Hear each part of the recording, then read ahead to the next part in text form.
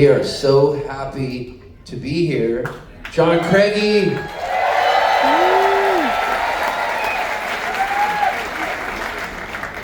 This is gonna be fun. Look how cool you guys look. I got this sweater for free. At Newport Folk Fest this summer, they said, go in there and pick out one thing. And I saw this, and Sharon was like, that'll look good at the Stardust on Cayamo.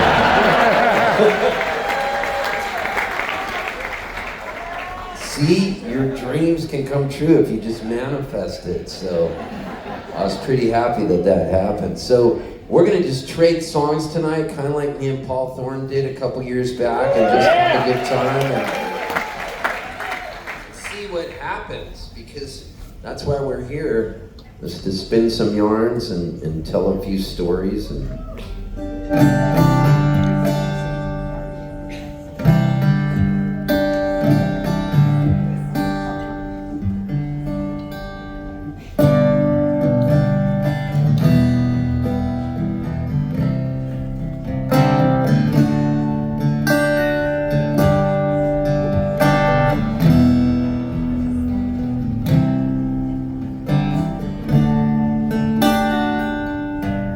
We practiced basketball all summer, in hopes that we would make the junior high squad. We ran our asses off that summer in hopes that we'd wear those blue and white tank tops, bouncing balls in the gym for all the ninth grade cheerleaders. We practiced basketball all fall.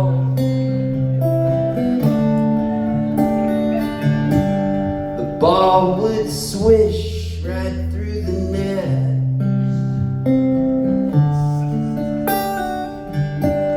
Me and my best friend Moki, we stood about 5'2" and 98 pounds, soaking wet. But only 15 guys could make that team. Me and Moki, we had our dreams. 15 guys, he said, yeah. We were hoping it'd be both of us. It'd be both of us. Mr. Hamilton doubled as the art teacher and the basketball coach. He was a nice enough man. He stood 6'7", played some college ball. We always hoped that if we took his art class, he would like us more, and he'd need us. Oh, he'd need us, man, he'd need us on his team. But only 15 guys could make that squad.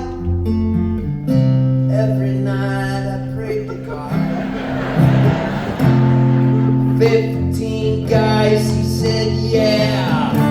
We were hoping it'd be both of us. Please, Jesus, let it be both of us. He said he'd post those names on Sunday in the afternoon. He said he'd put those 15 names up by 2. And that maybe there'd be 4 alternates added at the bottom.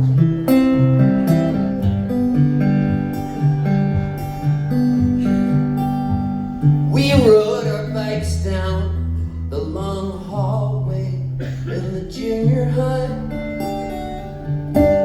Our hearts were pounding. pounding and the sweat was rolling, it was pouring down our eyes.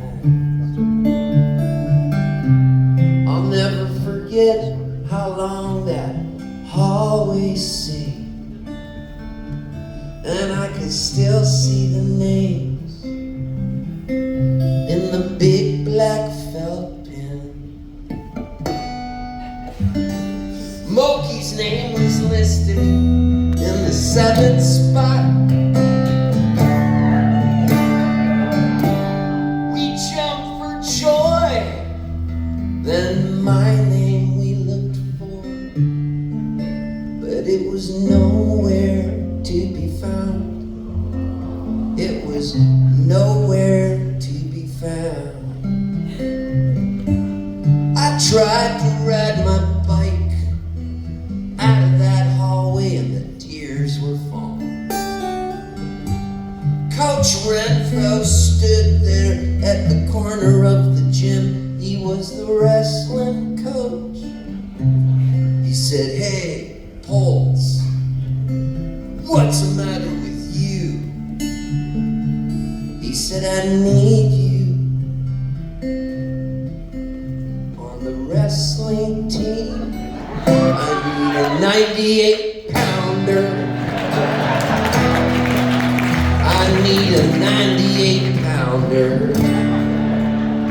Hey, everyone just wants to be needed. Everyone just wants to be greeted with the big hello. Everyone just wants to be needed. Where are you? Where are you?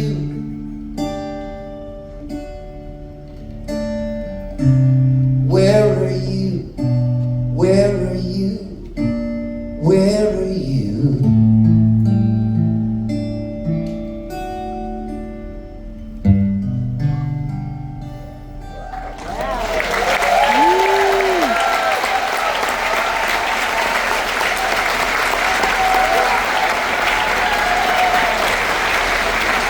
Please make welcome your friend and mine, wonderful John Craigie.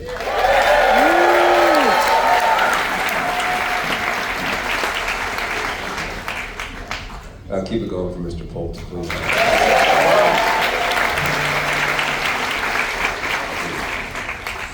Steve and I were talking about how we get self-conscious when we do these rounds with other people who aren't big talkers. Because we feel bad because we talk too much and then they don't talk much and we feel... So they put us together so neither of us can get mad, you know what I'm saying? And then I'll talk long and then Steve will just talk longer. Longer. So we're gonna be here all night.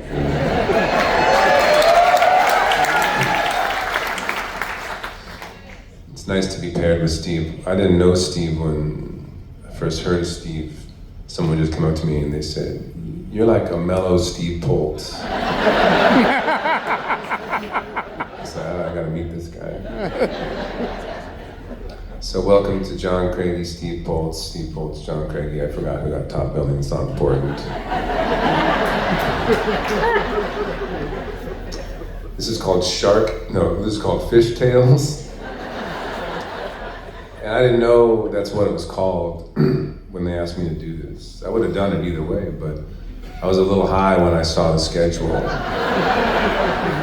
And I don't have the best memory anyway. So for a moment, I thought that maybe Steve and I had made a Pixar movie called Fish Tales, where we were the voice of two ragamuffin troubadour fish, and we were just gonna all sit and watch this movie, and I was really excited. Anyway, I don't want to let you down, but that never happened. I know, I hate letting down an audience. I played in Eugene, Oregon a few months ago.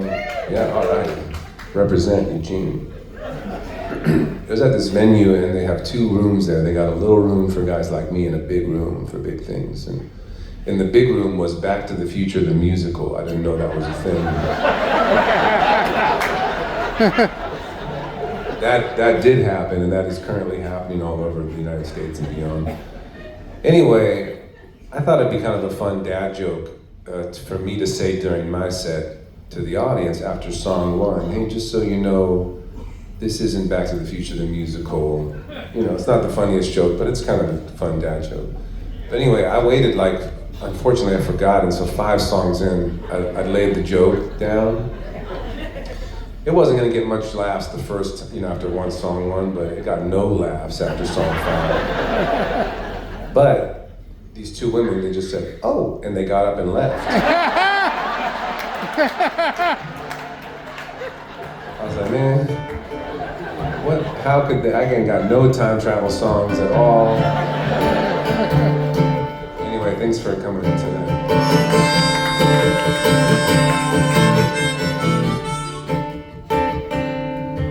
I always wanted to be a healer and give out medicine.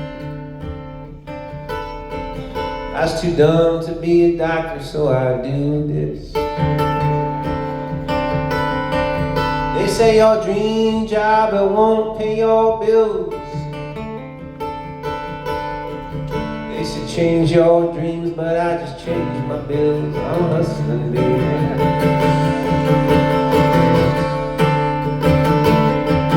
Some people bragging about how rich they are. Some people bragging about how poor they are. I do my best to hide from it all. There's always a little bit of hummus in the couch to sleep on. I've been sneaking into clubs and singing my shit. I don't know how I'm still alive, but I ain't dead yet. I'm hustling, baby.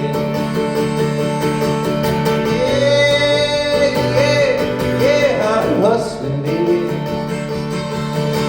And I both know that it's tough out here.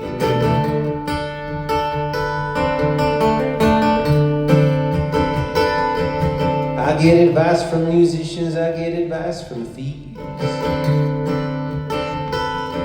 Sometimes it's totally different, sometimes it's the same thing.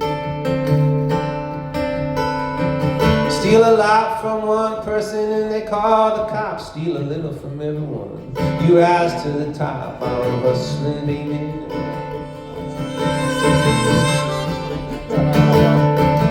And the government wants me to give them some cash money I used to have, but I no longer have. Just cause I made it, don't mean I saved it. I ain't that smart, I ain't that complacent, and they're the last people I wanna give it to. I don't like how they spend it, they don't spend it like I do. I got a little bit of money for a little bit of thrills. I'm paying my rent in dollar bills. I'm hustling, baby.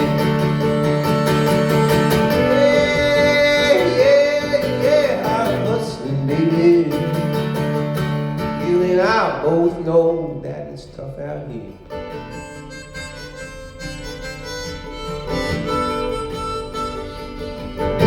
I don't know how I'm gonna find you, baby, it's hard for me. You're always 2,000 miles from wherever I play. And you want some kids, maybe I want them too. Could we get ourselves an old one, maybe 32? Ain't got no college loans, ain't got no other debts too. He could smoke with me, he could drink with you. He could be my drummer, David Crosby did that. He didn't raise his kid, neither have I. That I'm hustling,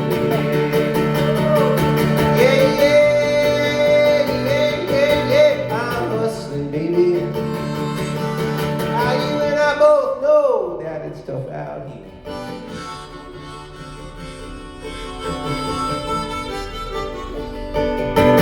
I always wanted to be a healer and give out medicine. I was too dumb to be a doctor, so I do this.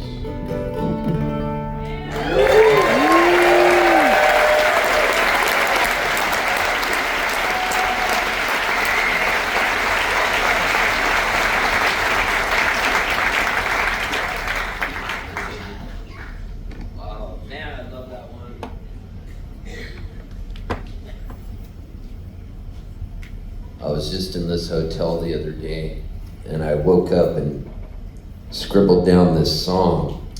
And I asked the girl at the Marriott if she could print it out. And I know she read it, because she looked scared.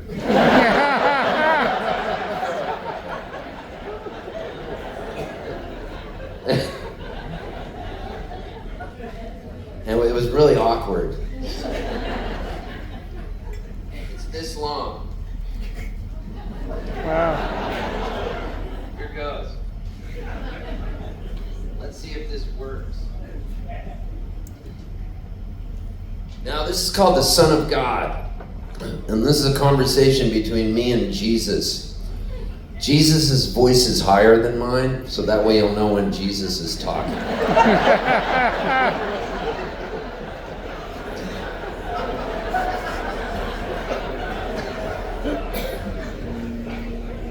This is good weed, man.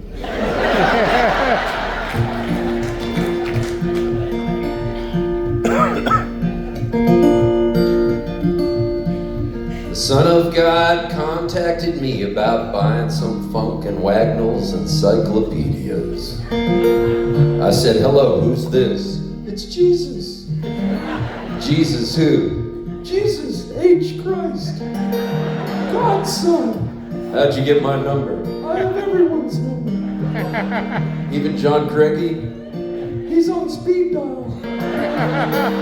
Rad. What up, G's? We have a storage unit in heaven that we're paying rent on and we want to downsize. Who's we? Me and Dad. I'm God. God pays rent for a storage unit? We all do. It's a subscription that never ends. You think you can't take it with you? Well, I'm here to tell you that in fact you have to. And it gets so pricey. We still have to pay for membership fees in heaven? Yeah, man. Netflix, Amazon Prime, Hulu, Peacock, and whatever other channels Taylor Sheridan has shows on.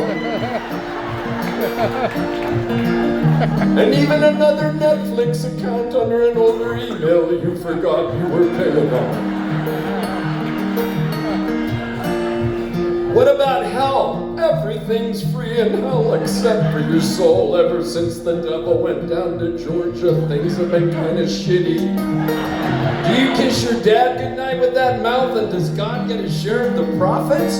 He gets a percentage of the storage unit fees and some Netflix too, but Bezos blocked him from Amazon profits. He said he had to donate money to the inauguration and buy some Melania meme coins. So Dad's going broke, lumber prices, inflation, the cost of a dozen eggs, etc.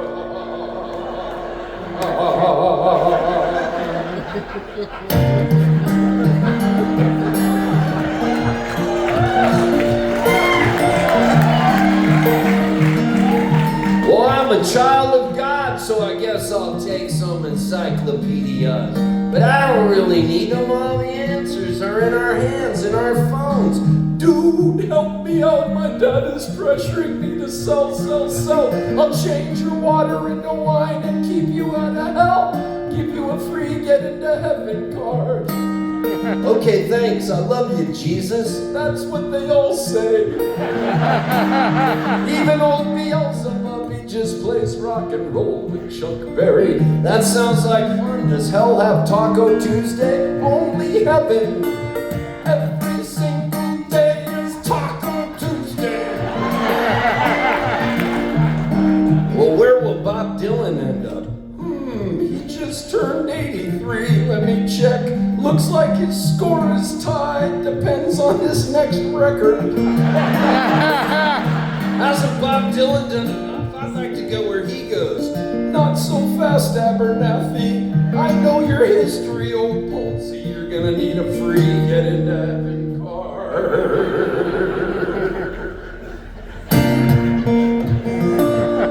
Well, I guess I'll take all your encyclopedias. You scratch my back and I guess I'll scratch yours. Quid pro quo. Sorry, I don't speak Latin.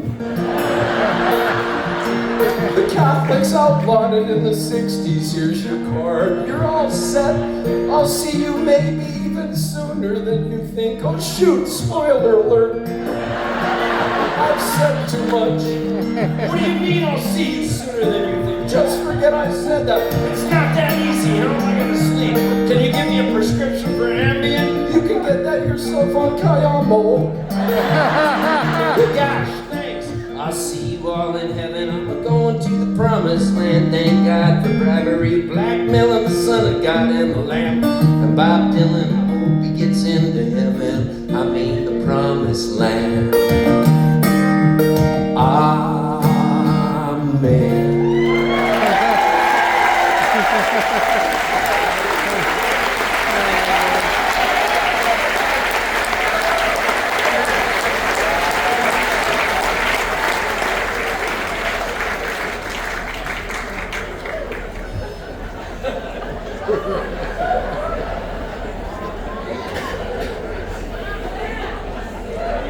Did someone say top that?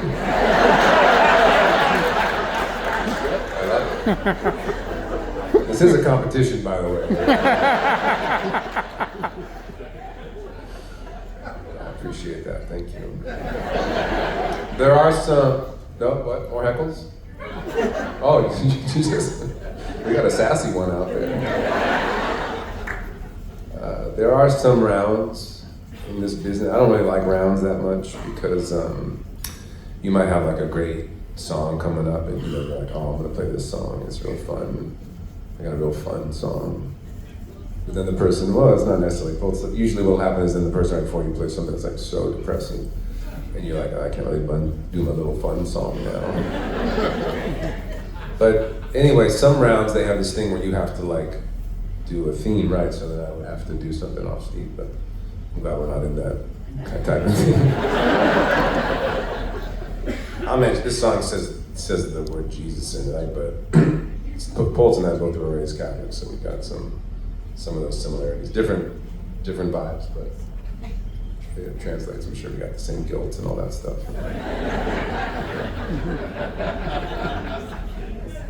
But I'll sing you a song that I wrote after I went to a lot of protests in the summer of 2020 because there was good stuff to protest, but also I just wanted to go outside. I did agree with the protest, but I also was very excited to be outside.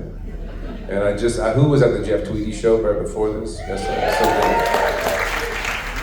he told this story, really beautiful story about how he was going to protest at O'Hare Airport, the Muslim ban, and his father called him crying because his father was sad that he couldn't go protest. And I was like, oh man, that was not my experience. That's my dad. My dad was a great guy, but I don't think he called me crying not being able to go to these protests. But this is a song I wrote about it. And I was just excited to go outside. And usually I'm not excited to go outside because when I have to play music outside, everyone's like really happy and stuff, and I don't know what to do with all that energy. I prefer a dark room. That's what I've been told. That someone once told me my music works best in a dark room full of sad people. And I want what's best for you, but for me, you being really sad is fantastic. You know? To me, summer shows are hard. As a festival, you gotta go outside, and people sometimes have hula hoops, and that's why I come on Cayamo. They told me there's no hula hoops. I can do the summer shows, but the hardest for me is the first show of the summer. I've got 9 months in the beautiful indoors, and they kicked me outside. And 2 summers ago, I was playing in this town called Chico, California. I don't know if you guys know Chico. Yeah, they're wonderful, and they're so happy, and they were so happy to be outside. And I'm not really the kind of music you would dance to, and they were dancing as I plugged my guitar in, just like to the music. I was telling a story a few songs in, and they were dancing to the story. It was very interpretive and modern. I was just trying to focus. And as I'm trying to focus, this woman, she comes up to the side of the stage and she's holding this toddler above her head. It was very distracting. It was a big ass toddler. It looked like he was like 27 years old. He was huge. And she was screaming. She goes, hey, over here. I looked over, I was like, what's up? She's like, This is Arlo. I was like, oh, cool. I gotta do this show though, sorry. She said, Arlo's lost his mom. You gotta make an announcement that Arlo's lost his mom.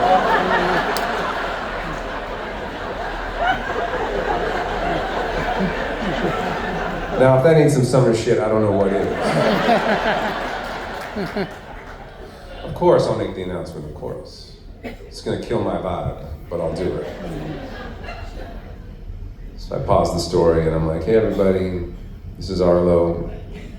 Arlo's lost his mom. If Arlo's mom is out there, maybe put your hula hoop down and come get your kid. I see this one woman come out to the side and she looks, she goes, oh, that's not my Arlo. I was like, what? How many Arlos are there? And where's your Arlo?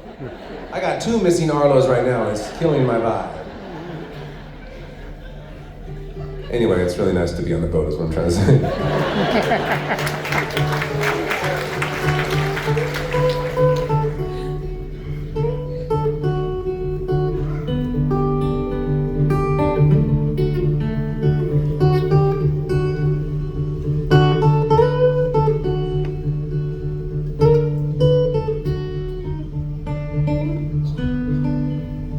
I'm sorry, I didn't take any pictures, but I misplaced my phone somewhere that day. Everybody was wearing masks and bandanas over their faces like some old western play, to protect from the tear gas, protect from the virus, and remain anonymous as we made our way.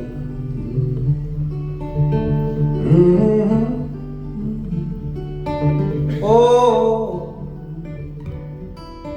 and I'm sorry I didn't take any pictures, but my battery died somewhere on the way while we were marching up Highway 5. We were 4 lanes wide, we were screaming out his name. Oh, oh, oh, oh. And on the sidelines, I was just talking with some Christian about which lives matter and all that fun shit. You know, just casually. Talking with some Christian, telling him Jesus wasn't Caucasian and watching him deal with it.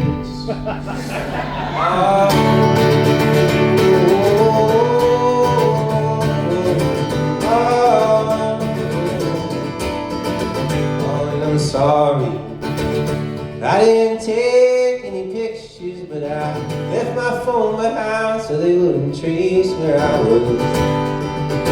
I was warned about the violence, I was tired of being silent, so I headed downtown to the heartbeat of it all. And I saw veterans and mothers linking arms with one another, fathers with leaf blowers to push the smoke away, and their children on the sidewalk painting with color chalk the rebellion of their ancestors roaring through their veins.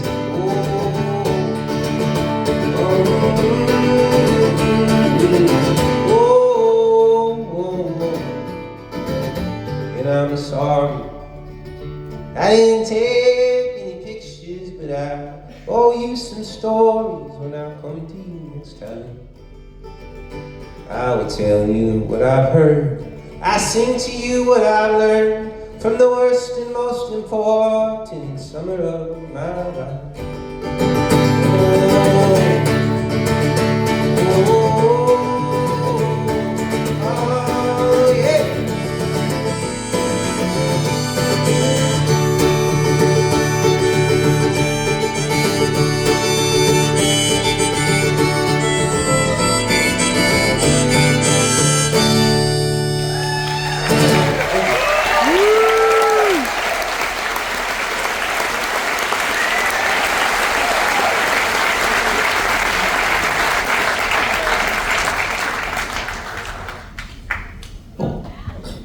Me and John were both managed by the same dude. He's right there in the front row. That's Phil. See him? And he just got married to lovely Megan. And so, seeing, we're both on the same booking agency too, and we have the same manager. And we always try to compare notes about Phil. And Phil hates it when me and John are together because he thinks we're gonna find out shit that's going on. And so I always love being able to spend time with John Craigie. He's like one of my dearest friends, and we'll call sometimes when we're talking, and I can just feel Phil sweating when it's going on. And Craigie said he got grandfathered in at a lower interest rate, or like a lower percentage rate than I did. And it's kind of funny in this folk racket, because we're out here and we're working, we're hustling, we're playing tons of gigs, both of us, and we're comparing. What did this place pay you? Oh, what did you make here? And I always think I'm making a lot more than I am, and every time I leave Craigie, I feel kind of depressed because he does the John Craigie School of Economics and tells me what I'm really making, because he's a mathematician. And so, no matter what I'm making, if I say, dude, like, just say a number. I made $10,000, I'll say, you actually really only made 4,000. And let me tell you why. He does a whole rundown because he's really good at math. And so somebody told Craigie he's on the cuff and I'm off the cuff. And he is my economic advisor. Even though I just now am eligible for Medicare. It just happened. It happened in February, and in case you're wondering, I took Medicare A and B supplement D and G. When I talked to Craigie about this, Craigie knows everything. He's like having AI with me at all times. Craigie told me I shouldn't take Social Security till 70 because he said, where else are you gonna earn 8% on your money?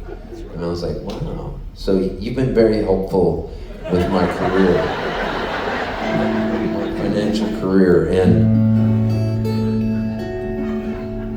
being that I always stay in nice hotels too, that's where a lot of my money goes, but I like nice hotels. And the other day I was in this hotel, you ever heard of Sacramento?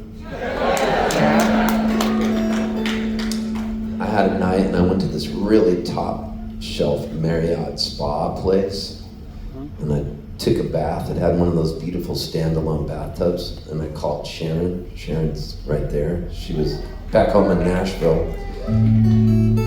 And I said, I just took this bath with these bath salts, and it's so nice. And as I got in the bathtub, there was these bath salts sitting there and said, enjoy a tub of bath salts. So I took the bath, and it felt great. And I was drying off, and I was feeling really good about myself, and I was smelling my arms and everything. And I just liked the way I smelled. And then, as I was packing up to leave the hotel room, I grabbed the card so I could remember the bath salts. And in really tiny print, it said $13. The big letters said, enjoy a bath.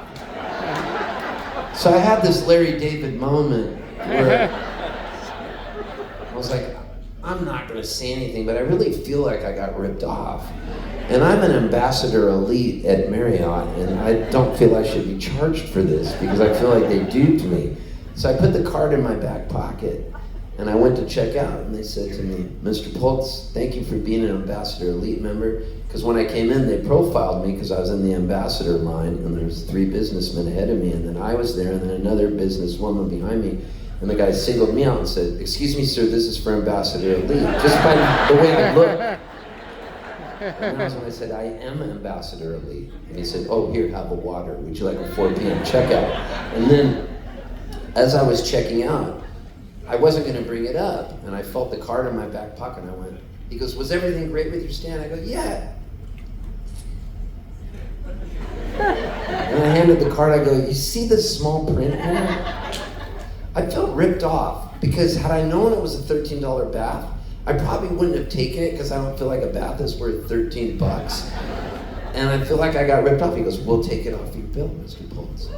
I go, thank you. And I said, I really appreciate that. And then as I was leaving, there was two women next to him behind the desk. And one of them said, as I was walking out, she said, excuse me, sir. Just so you know, next time you stay here, we're not gonna do that. That got me so mad. You know when you just get so angry?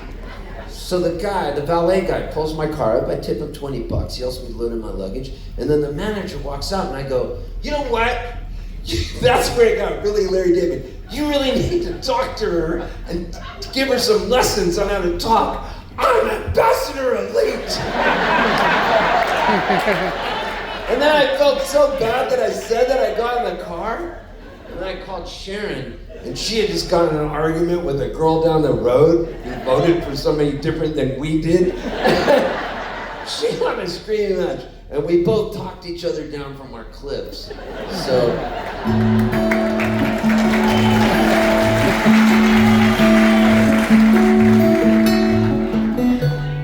I made up this song. This goes out to Sharon. Heartaches and hassles and beaches and old sandcastles, missed flights and phone calls, and wandering some hotel halls, rental cars, lost keys, freakouts, weak knees, bad moods and dumb fights, and bathtubs, candlelights, snow cones, pool halls, Cracker Jack, baseball, train tracks, sunsets, shirt things, bad bets, haircuts and pedal boards, capos and old chords, delays and car wrecks, and boring old sound checks, half price menus, haunted venues, merch sales, riders, long drives, overnighters, dangerous weather, old hats with feathers, thrift stores and airports, and bounce checks and passports, free hugs, no shrugs, wrong drugs, bed bugs, smiles, laughter, for here ever after. As long as I'm with you, there's nothing we can't do. I look for the best rhyme, I'm here for your lifetime. It's a slow ride as we glide. It's a joyride.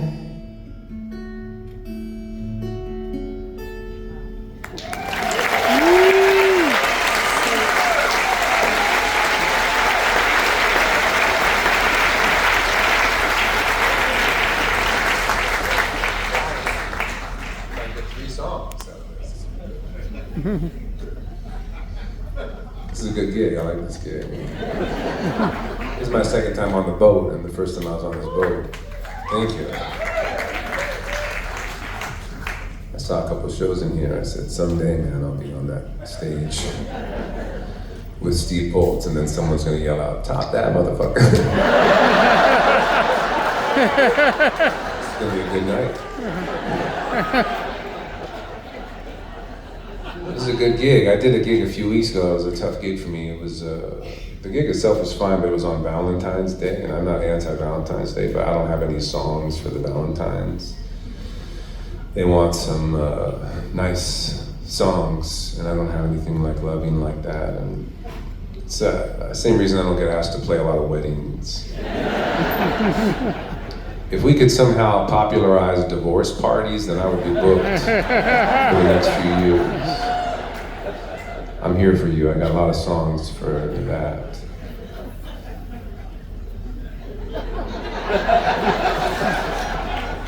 I had to open for my friend Gregory Isaacoff one time on Valentine's Day. I love Gregory. I shouldn't say had to. It was a pleasure to open for him, but he called me. He said, "John, will you open for me at the Fillmore coming up?" I said, "Of course, Gregory, any moment, any day." He said, "Valentine's Day." I said, "How about the day after?"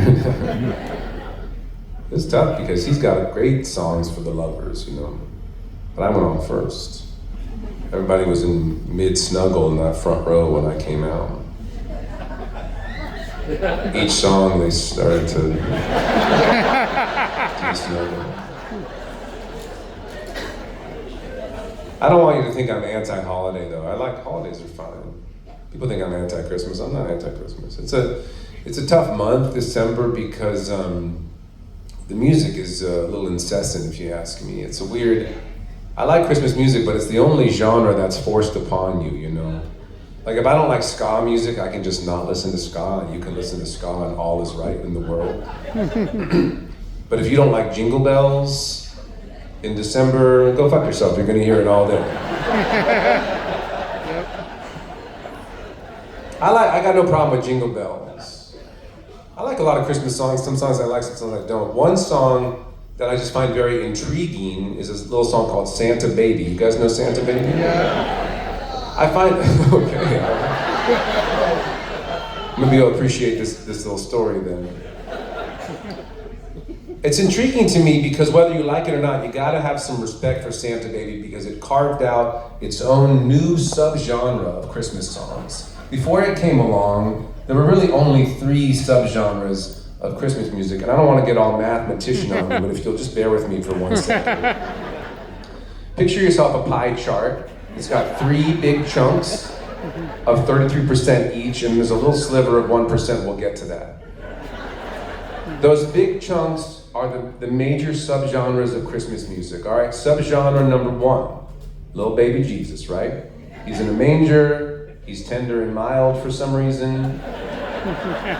Some kid's busting a drum solo out in one of them, I don't know. Subgenre number 2, Santa Claus, right? He's coming to town, he's in your chimney, he's on your roof, clickety-clop or some shit like that. My girl. Subgenre number 3, snow, winter wonderland, you're building a snowman, all right? Those are your 3 subgenres. Well, Santa Baby came along, made a little new subgenre I like to call I'm a fuck Santa. And nobody's really touched on that one. Yeah, exactly. Santa Baby kind of owns that.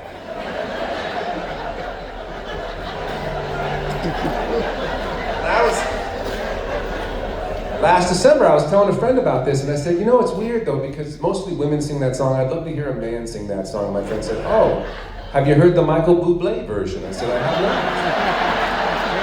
I got excited, but do yourself a favor, skip the Michael Bublé version because it's not going to give you what you want.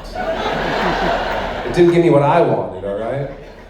I turned it on, it's a total disappointment because Michael Bublé is afraid to sound gay, so it's called Santa Buddy. And they just do all this platonic stuff, like go fishing, and I don't want to sound harsh, but like either fuck Santa or don't do the song, all right? Yeah! I rode Mr. Tambourine Man. That little man ain't nothing but a thief. Yeah, but I don't care at all. I was destined to be poor and I was destined to stay in this city. In New Orleans in the morning after Mardi Gras, like the sweetest hangover you ever saw. All the buildings sag, beads hang from the trees in the pink sky dawn. I stumbled to the feet in the corner of the bar, a notepad and a pen, a little hair of the dog. I wrote Mr. Tambourine Man. When the apocalypse is over, I hope you like your job. Yeah, ain't it a shame? Nobody sets anybody free anymore. And I hate to song where the singer is mad at their ex. And they said they'd always love him, now they've gone up and left and they complain and they whine. They want him to come back home. I say out of 7 billion people, let the ones who don't love you go. The apocalypse is over. I hope you like your old job. Oh yeah, ain't it a shame?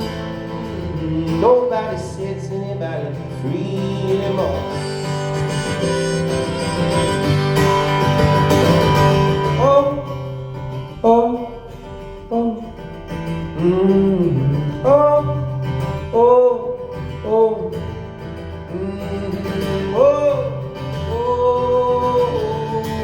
yeah.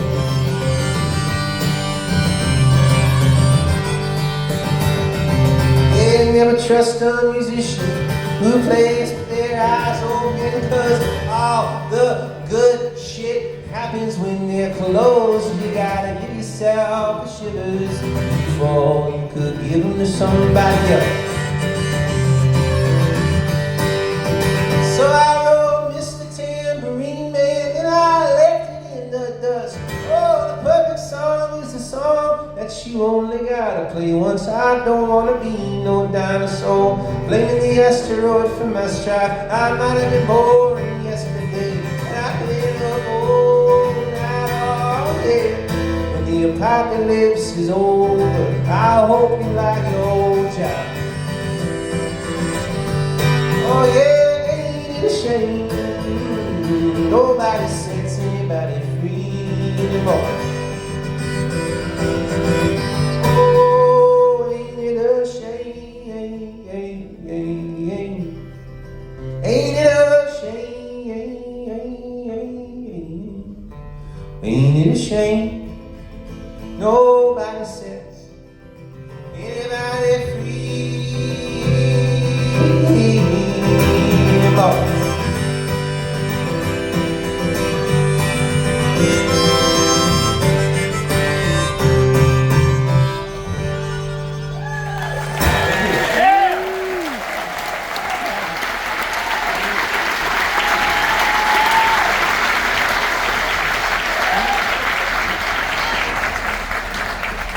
I would like to make mention that my niece came on this cruise, and my sister.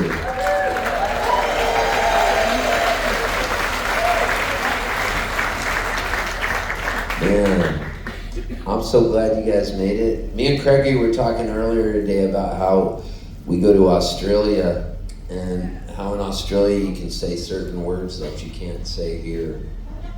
I don't know if you guys have been to Australia at all, but they got a different word for everything. First of all, oranga is a redhead, short for orangutan. Ranga. Don't say he's a ranga, she's a ranga. And Craigie was talking about how in Australia, what's the word you can say? When we were backstage, you were telling me.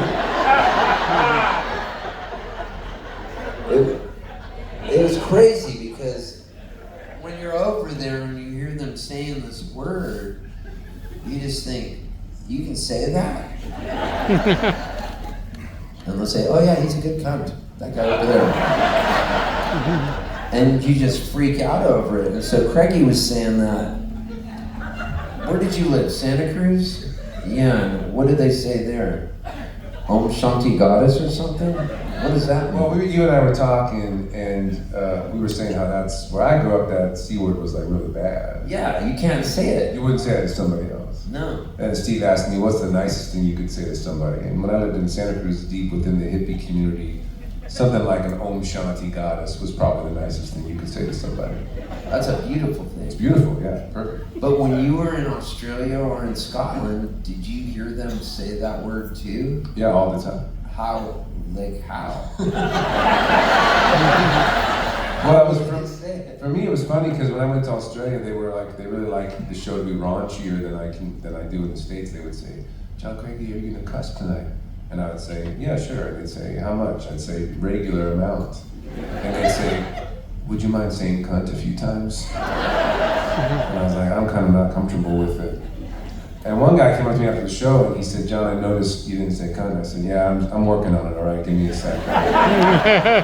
But he said, no, I understand. He told me this beautiful story where he came to the States and he was saying that word a lot and everyone got mad at him, so he shut it down. On his last day, he was in an elevator and these two Australians came in and he said, are you Australian? They said, yes. And he said, have you not been saying cunt? And they said, we haven't. And then he said, in the elevator, the door closed and they just yelled cunt back at each other. I'm not Australian, but that's pretty patriotic if you ask me. That's So, it would be so cool if you could write a song, Craigie. Like, I don't know. You can just make up a song, like in the key of A, and you could say Om Shanti Goddess. Yeah. But it's how that word is becoming more acceptable to say. It is becoming more acceptable to say. It's not Om Shanti Goddess, but it's getting better, you know. We should work on it and have it done by the end of the cruise. Yeah, we should. I think the people at Cayamo would love that. Would you guys like that? Because if it was in the key of A, it would be like something like.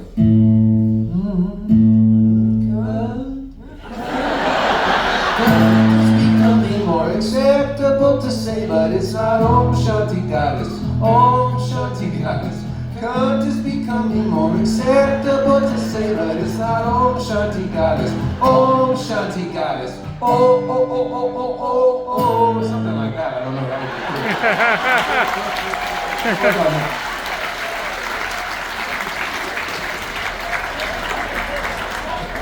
Oh my God. That just made me sweat. But in a good way. Man, I love Cayamo. You know what I love? I love walking down the hallways and just seeing everybody.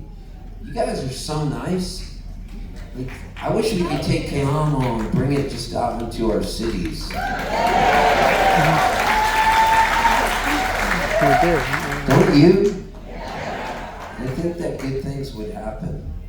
I really do. I think that we need it. And all I ever like to do is just write songs. I've done it my whole life. And looking at my niece sitting over there, and my sister, and Sharon, and Craigie, and Phil, and Megan, it just makes me think of love. And I like love. And I like words. And I like the word Petricore. Because Petricore is the smell right after the rain stops. And you walk outside and you smell it. That's called Petricore. Petrichor. Petra is from the Greek word for stones. And ichor is the gold running through the veins of Greek gods. I just made that shit up, but... It sounds like it could be real.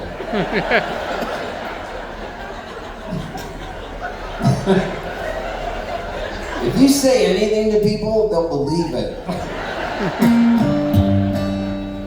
So I thought I should make up a song and use the word Petricore.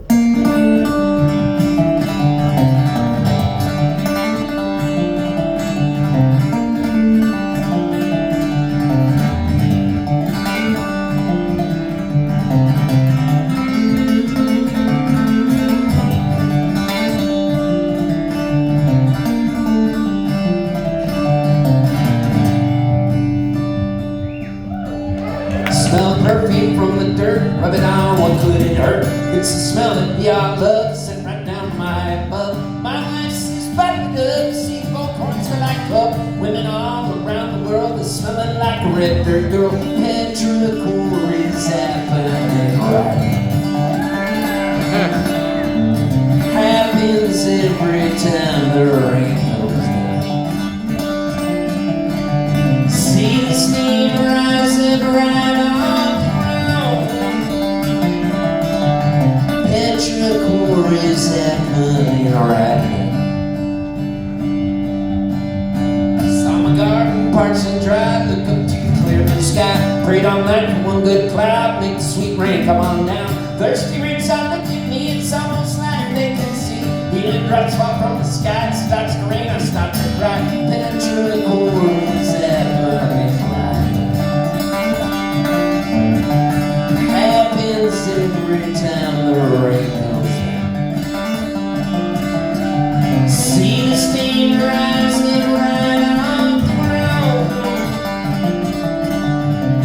Petricore is happening right.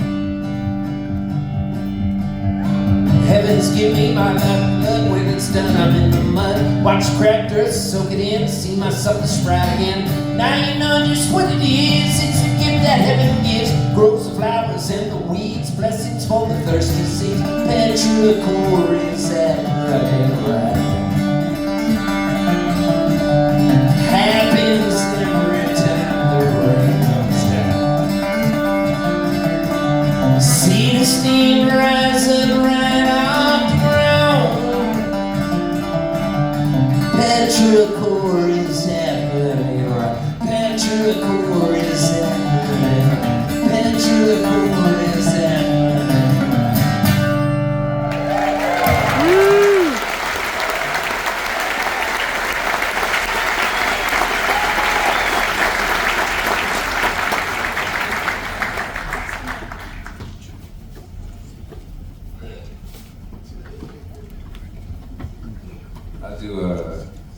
This is one of my sassier songs. Thank you for the support. Some of you don't think I can be sassy. I can be sassy. Things changed. When I first started this job, I didn't have any sassy songs. I was shy on stage and then outgoing in person, and then now I'm sassy on stage and shy in person. And people don't think they don't believe that, they don't let that be real. They're like, you're a musician, you can't be shy. I'll be like, watch me.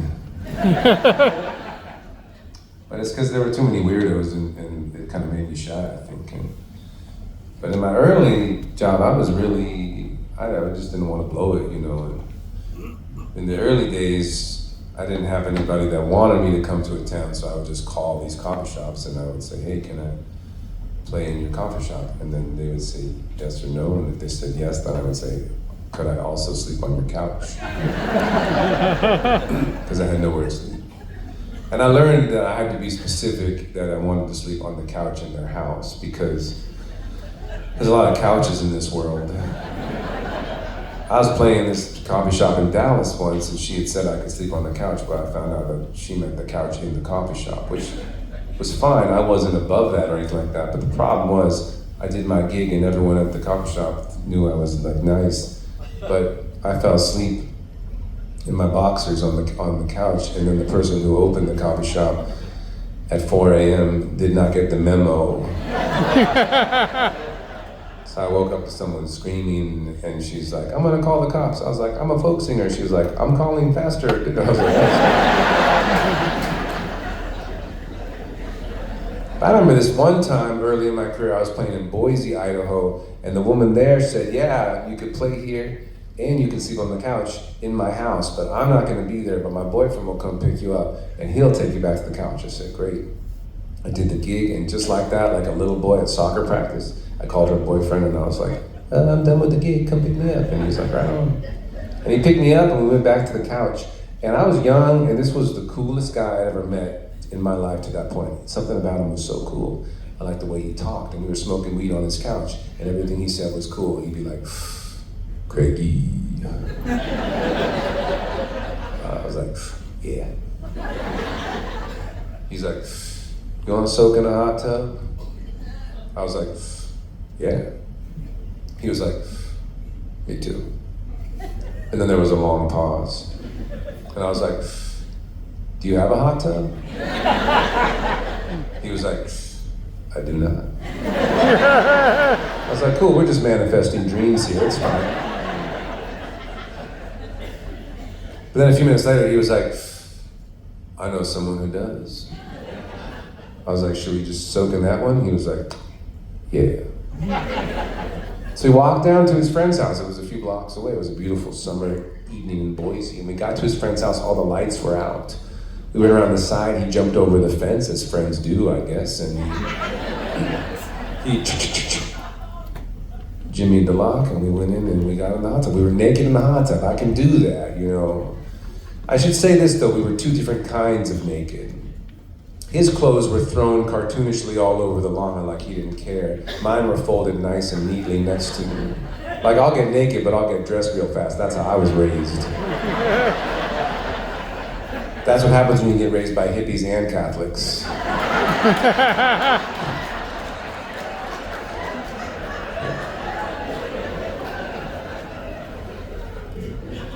Anyway, we were in the tub for a while, and the lights came on in the house. I was like, oh, his friend's home. But this guy was like, oh, shit. He just jumped out butt naked, ran out the fence.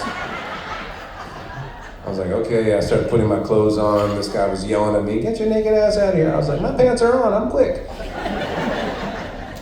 I walked back, soaking wet, to this guy's house. He was just on the couch smoking weed again. I was like, dude, what was that? He was like, that guy's a dick.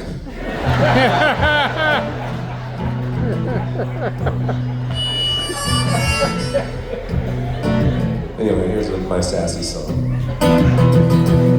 I got a song with your wife's name in it. It ain't about her, it's a coincidence. Yes, I knew her before you knew her. We never made love, we never got to. We ain't gonna, so don't worry. Unless you screw up, then sorry. Unless you screw up, then maybe. Just cause you bought a crown don't make you my king.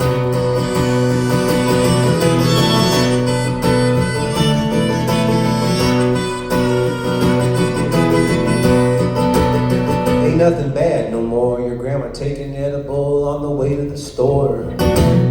Ain't nothing bad no more. My acupuncturist has got a tramp stamp. And put a needle in me, put a needle in me. Tell me how you went to Cabo, did a whole bunch of Molly. She say it's good for me, for my anxiety. Do a pinky punch on the way to therapy. Ain't nothing bad no more.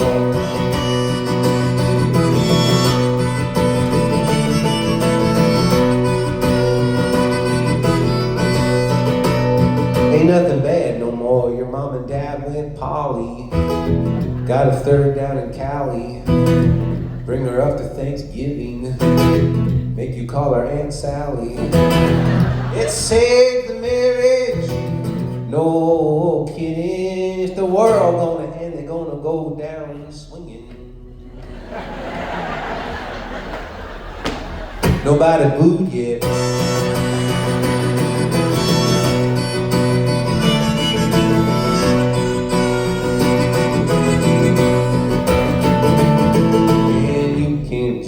If I don't jump, you can't give up till I give up. If you can see it, I can see it. Bleed from my hands, take all that you're needing. Climb on my back. What else you gonna do?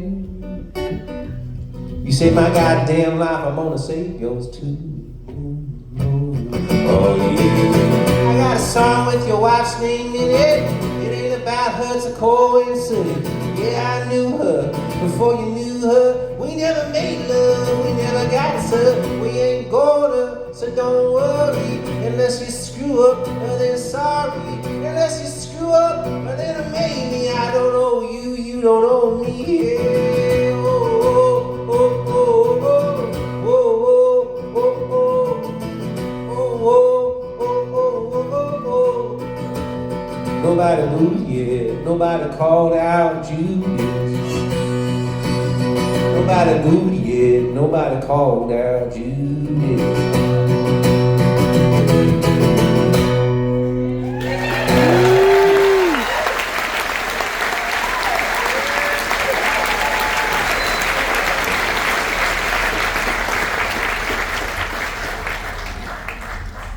Oh, thank you so much. One more time for Mr. Steve Poltz. This is just our first show. We got lots. I got some more shows, and we're so grateful to the people at Cayamo for letting us do this. And we got one more song for you that is a new song that we're gonna play for you. I hope it goes over well. We just made this up in a cabin on this boat this morning. Nice. This is what I love about this job. All I love is just constantly creating. And so as I was walking down to Craigie's room, I said, I have this idea. And he said to me, I really like this idea. And if we can get through this, this is gonna be amazing because we're ending this show on a song that has never been done. That's like a leap of faith. And I'm visualizing at the end of the song, you guys are gonna be singing the chorus and you're gonna be up on your feet like going, yes! And when you walk by us on the boat, you're gonna go, man, that song was cool. I mean, it might happen. You have to visualize We're just manifesting dreams. it. My dad always told me to visualize it, so we'll see. And, yeah. It all started with an email that Steve and I got. Well, yeah. There was an email that Elon Musk sent out to all the employees. And he wanted to know what you'd done that week. And so I had this idea. And I was like, shit. Yeah, Steve and I both got the email, which we thought, how do we get on that chain? Yeah. Why does Elon want to know what we did? I can't believe I'm in the whole mix. We were gonna say fuck it, but we're too good. We were raised Catholic and we got too much guilt, so we said we gotta send him an email back and forth. Yeah. So this is called Dear Elon.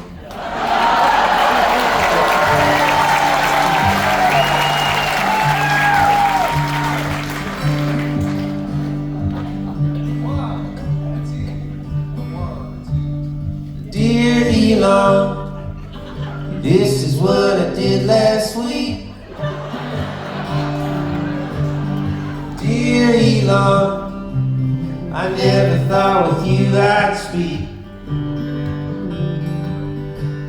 But don't fire me, no one will hire me. I'm just a dumb folk singer with no resume to speak of at all. Well, Elon, this week I woke up next to Sharon in bed. I jumped around naked on the bed, screaming the Poltzes are open for business right now. She told me to shut up and go downstairs, so I made my oats. Bob's red mill with 5-grain flaxseed. I added some almond butter, stirred it around. Then I played some video games. I thought about writing a song, but instead I called John Craigie up on the telephone. I said, John, I'm having a hard time getting through this day. He said, don't worry about it, man. Do whatever you want. So I went out for a couple walks, took a Spanish lesson on Duolingo. Next thing I knew, this cruise was leaving and I jumped aboard. So Elon, that's what I actually did this week. Dear Elon, this is what I did last week. Dear Elon, I never thought with you I'd speak. Don't fire me, no one will hire me. I'm just a dumb folk singer with no resume to speak of at all.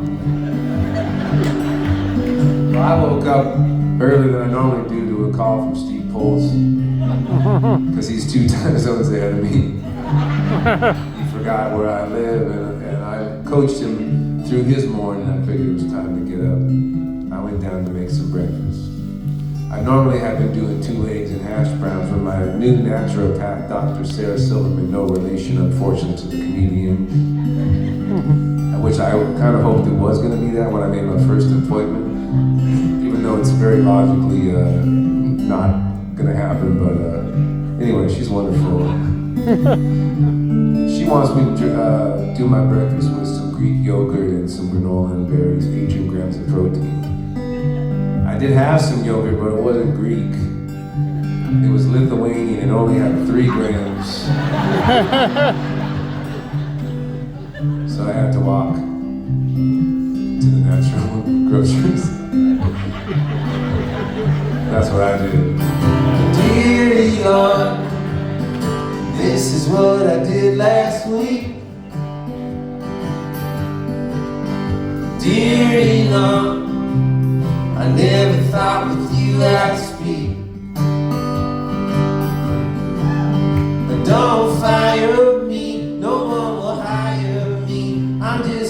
dumb folk singer with no resume speaker at all.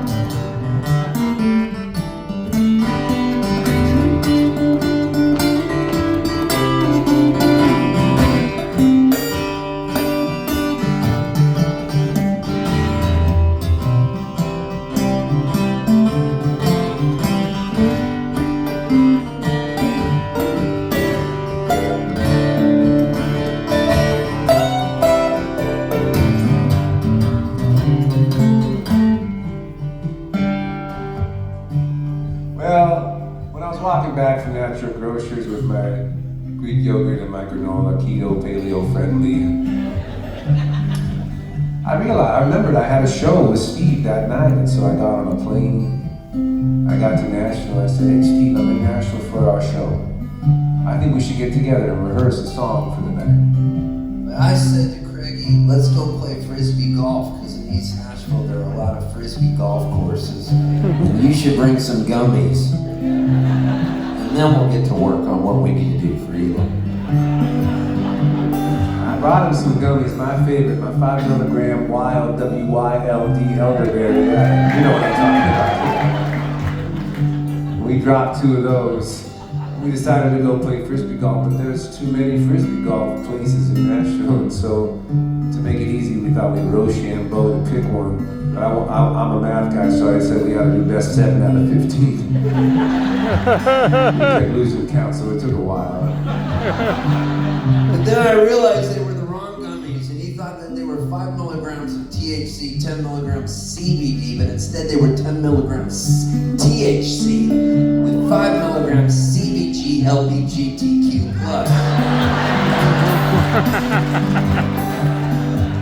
We were both a little messed up, you know. Found ourselves on the 5th hole. I looked at the clock, I said, "Damn, Steve, not only are we higher than we should be, but we are late to our gig. How are we gonna get there?" I looked over and there were 2 Lime scooters, as if God had put them down for us. We hopped on those Lime scooters on our way to the Ryman Auditorium, wind blowing through our hair. It was at that moment I said to Craigie, "By the way, I got a lot of bills due. How much are we actually making tonight?" I said, "Well, Steve, no matter what we're making, remember you have to cut it in half because of with manager fees and taxes and stuff like that." It's a callback. That crushed in rehearsal, by the way. We were dying during that part. Where was Steve? Steve was like, "That's going to be the highlight of the song when you do the callback to the John Craigie School of Economics." And I said, "No doubt."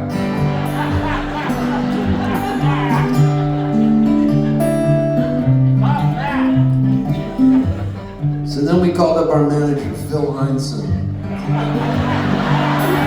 No, we didn't do it. Just sorry, this is my fault. I fucked up. There we were, standing below the Ryman Auditorium. We looked up, and not only were our names not on the marquee, but the whole place was locked and closed. We got so mad. We called Phil. We said, "Phil, what's the problem, man? No one's here. Our names are on the marquee." And Phil said, "Guys, you idiots.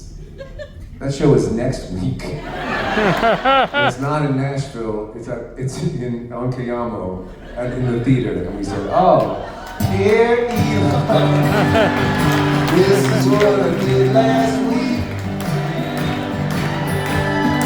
Oh, dear Elon, I never thought with you I'd speak.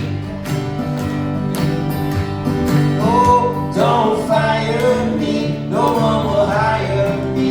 I'm just a dumb folk singer with no resume speaker at all." All right, here's your part. Dear Elon. Dear Elon, This is what I did last week. this is what I did last week. Dear Elon, I never thought we could speak. My dear Elon, I never thought with you I'd speak. Don't fire me. Don't fire me, no one will hire me. I'm just a dumb folk singer with no resume speaker at all. Don't fire me, no one will hire me. I'm just a dumb folk folk singer with no resume to speak of.